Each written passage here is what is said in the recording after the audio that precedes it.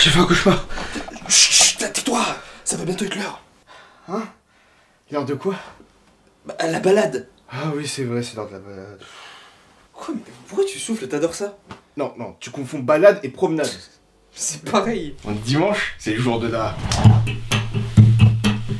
balade. Le commencement d'une histoire se fait par le début. C'est un réalisateur devenu co-détenu. Nouvel accoutrement dans lequel ils sont vêtus. Possédé scénaristique, mais dis-moi que sais-tu? Mais dis-moi, mais dis-moi, mais dis-moi que sais-tu? Dis-moi, mais dis-moi, mais dis-moi, je sais pas. C'est quoi? Cette putain de prison!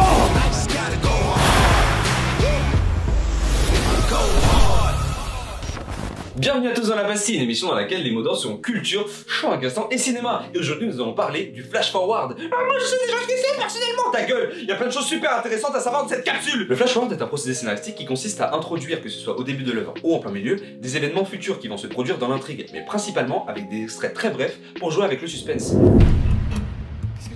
Non. Quand une histoire est écrite, elle a pour principe d'être consommée, et en intégralité. Quoi de mieux qu'intégrer une bande-annonce de son propos dès les premières secondes et directement implantée dans le montage final. Un exemple populaire d'un flash forward culte.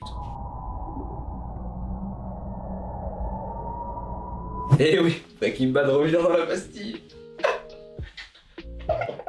La fameuse peluche rose à moitié brûlée de la saison 2 de Breaking Bad. Ponctuellement, dans certains épisodes, nous aurons des extraits noirs et blancs de plus en plus détaillés d'une scène qu'on ne comprend pas et qu'on découvrira dans le final de la saison. Le flash forward commence sur B, enchaîne sur A, nous remontre B et conclut sur C. Afin de jouer avec le sentiment de déjà-vu du spectateur qui va oublier l'intro au cours du récit avant de la revoir et comprendre tout ce que le protagoniste et lui ont traversé pour en arriver jusque-là. Ce procédé casse donc la linéarité scénaristique classique qui consiste de partir d'un point A, arriver à B, puis conclure sur C.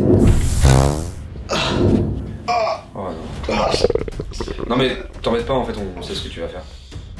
Oh par pitié, finis ça. Ok, oui, c'était un flash forward. Un flash forward très mal fait, mais un flash forward. Merci. De rien, y'a pas de quoi. Vous voulez un exemple connu qui va parler aux gens de ma génération?